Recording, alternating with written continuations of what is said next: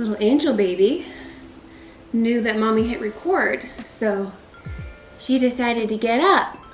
This is baby girl Sage.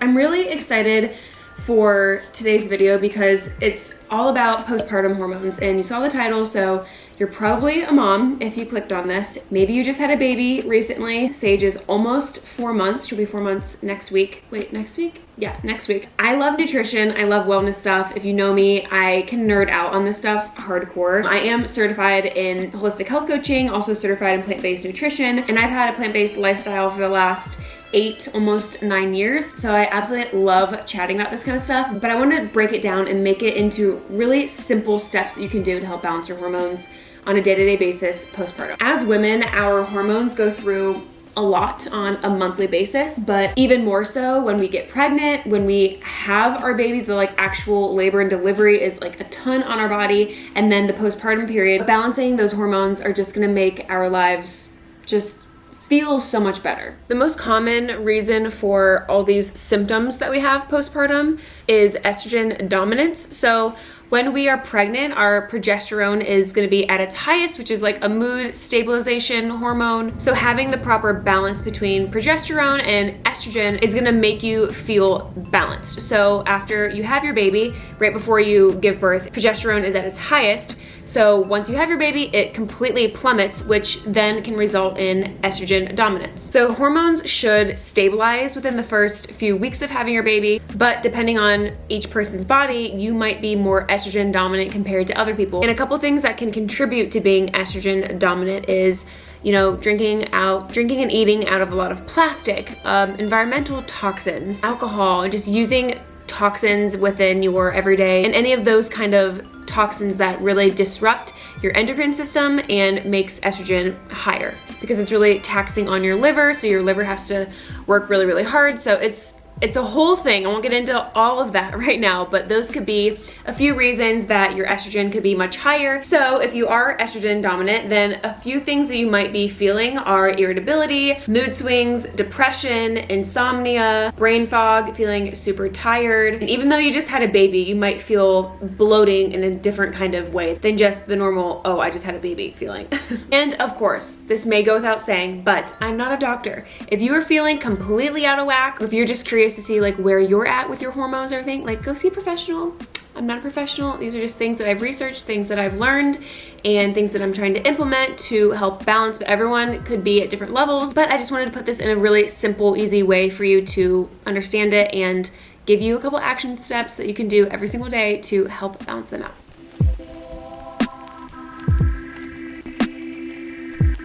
Okay, tip number 1 is to get enough iron. Being deficient in iron postpartum is actually really, really common. Maybe you had pregnancy-induced anemia, and then also when you have your baby, there's a lot of blood loss. All of this blood loss and being deficient in iron can be really, really detrimental to your hormones. And iron is needed for your thyroid function, so if that's all off, then your metabolism, your energy, your mood, everything can be thrown off. So with any of this stuff, you can always go get your blood taken if that's convenient for you in your life to see where your levels are at. The supplement that I really like is by Megafood, and I really like this supplement because it is a food-based supplement. Supplementation can be really, really great and beneficial to help bridge that gap if you're not getting it through your food, but I think getting vitamins and nutrition from your food should be the first step. So eating foods high in iron such as legumes, like kidney beans are really good, and then dark leafy greens like spinach, kale, arugula, those kind of things. Swiss chard is really good. Just making sure that you are taking a food-based supplement and then also getting a lot of iron through your nutrition.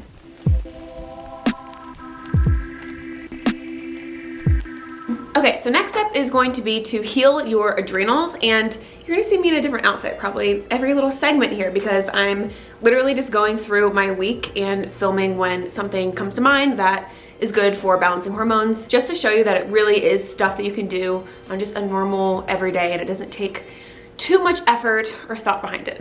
Okay, so healing your adrenals. So your adrenal glands sit right on top of your kidneys, and they help produce hormones that balance out your metabolism, your immune system, blood pressure, your response to stress, and a lot of other essential functions in your body. So there's a lot of different things that you can do to help your adrenals. A lot of the things that I'm talking about in this video in general are gonna help support healthy adrenal glands, but a couple things that you can do on a day-to-day basis would be getting rid of caffeine. I know everyone's gonna like shut the video off at this point because no one wants to hear that.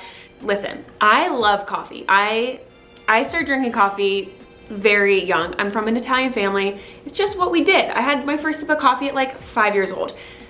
I just love the taste of coffee, so I get it. So when I had my baby, I decided to switch to decaf. So I make sure that I drink an organic decaf because this is a whole thing, but coffee can be full of mold and blah, blah, blah, and be sprayed with pesticides and stuff like that. So I recommend doing an organic coffee, but you can switch to decaf, or you can switch to something like this, which I really love. It's called Booby Latte from a company called Milksta, and it's completely caffeine free, and it gives you that coffee-like taste, and it also helps support lactation, which I really like. And then there's another brand called Rasa that I got off Amazon actually, and it's so delicious. It has a lot of different herbs in it, but it gives you that coffee-like feel because I know coffee is like a hug in a mug.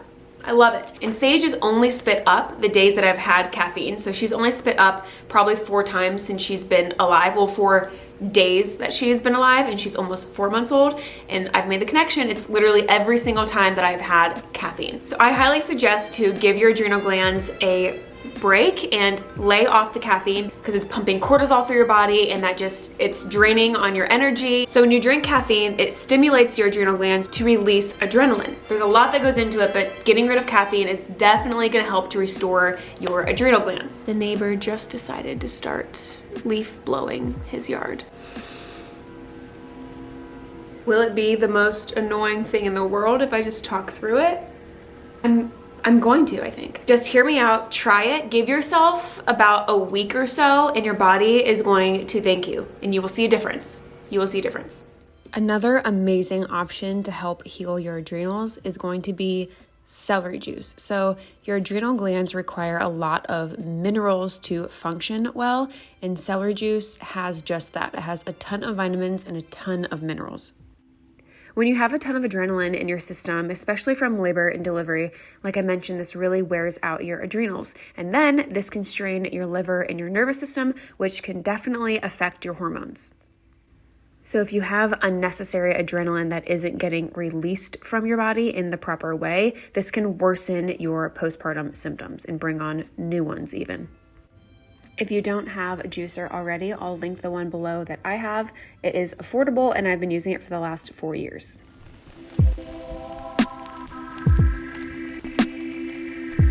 Next up is low impact movement. So once you are cleared, usually around 6 weeks postpartum, doing low impact movement such as yoga, Pilates, going on walks, even just for 5, 10, 15 minutes a day is going to be so good for your balancing out your hormones. Especially getting out in nature is going to be really nice because it really does help to boost your circulation. It's going to give you some vitamin D, which is also a hormone that we will talk about in just a little bit, that helps to regulate everything. Also your circadian rhythms, which is going to help with sleep and even improve your digestive system and reduce the production of the stress hormone, which is cortisol.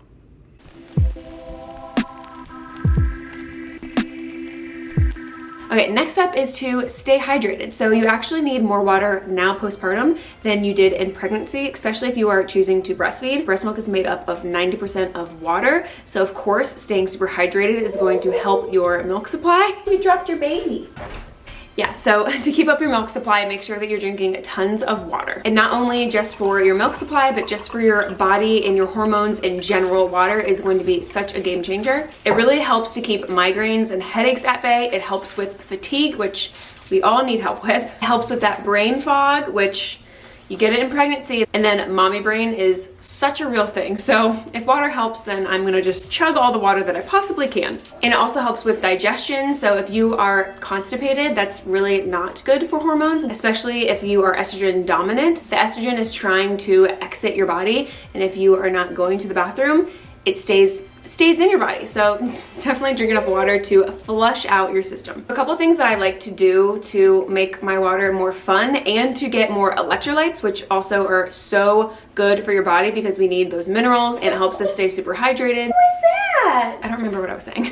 Anyway, so yeah, I like to have electrolytes and extra minerals to help replenish my body. So a good way of doing that is going to be drinking coconut water. This is a really, really great way to stay hydrated and get electrolytes. So ditch the sports drinks, the Gatorade that has like red 40 in it and all that not so great stuff for your body. So stick with clean things like coconut water. She's making all kinds of weird noises right now. Another thing that I really love and that I swear by are these trace mineral drops. Did you hear her? I swear this helps me to keep my migraines at bay because I get migraines so bad, guys. It's so bad. But if I stay hydrated, it definitely helps them not happen as often. I just put a few drops of this in my water and it does wonders. And then lastly are these little nectar, I don't know if it's gonna focus, these little nectar packets. So it's very similar to like Liquid IV, which I know is a really popular brand, but this actually is much cleaner. I compared the ingredients and I felt way more confident having this in my body than the other stuff, honestly. But I'll make sure that I link everything below. But yeah, it's just to get those extra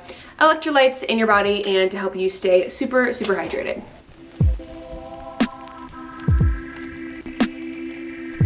Okay, this one might be super annoying to hear because you're trying to take care of a baby, but rest as much as you possibly can, especially right after having your baby. So yeah, getting that rest is really gonna help to regulate your hormones, especially in the first few weeks. So rest will really help to regulate the stress hormone, which is cortisol. It's gonna help the sleep hormone, which is melatonin, hunger hormone, which is ghrelin, and then the hormone that makes you feel satiated, which is leptin. All of those are gonna help to regulate when you get some rest. And also, right after you have a baby, your pelvic floor needs to heal. So just laying down, being horizontal, resting, being off of your feet is gonna help with not only your pelvic floor and allowing your body the chance to heal, but also as far as bleeding goes. And right after you have a baby, hopefully you have a good support system, but oh, bless you, baby. Sometimes that can tend to go away a few weeks after having your baby. So I'm talking about hormones, this is definitely long-term as well, like even the first 6 months. So still calling on people to help you even after the first few weeks, after it's all new and fresh. Months are gonna go by and your hormones still need some help and you need some help. So reach out to people. I say that and I'm like so bad at communicating that. I really honestly am. But I know that that's advice that I need to take myself. So I'm gonna pass it along to you.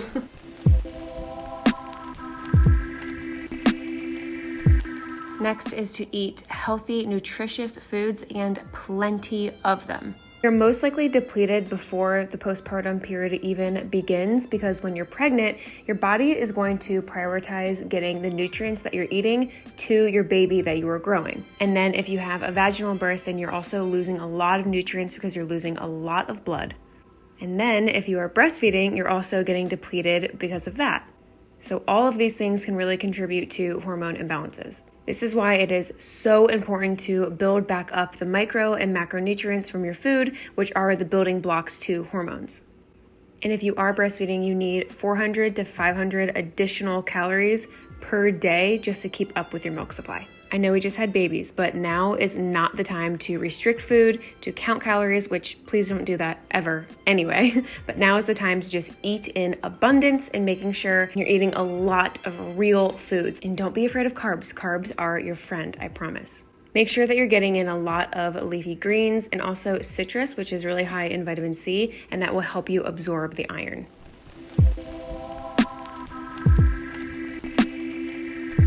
The very last tip is going to be to continue to take your prenatal vitamins / supplements, and these are really just to fill the gap from the foods that you are eating. You still want to get your micronutrients from your food, but supplementation can be a really great way, like I said, to help fill those gaps. Your pre or postnatal vitamins probably have a lot of these things in them already, but a couple things to focus on would be to get omega-3 fatty acids, iron like we mentioned, B vitamins such as B12 and folate. I like to take magnesium and then also vitamin D. I actually just ran out of my omega-3 fatty acids as a EPA DHA, and that's really gonna help your breast milk be really nutrient dense. Also is really good for your brain and your baby's brain. Also, probiotics are gonna be really important for your gut flora, also for your babies, especially if you are nursing. Whatever you are consuming is going straight to your baby. So all of these things combined are really gonna help to balance out your hormones, and then also if you are nursing, it's all going straight to your baby. So it's honestly, it's a win-win.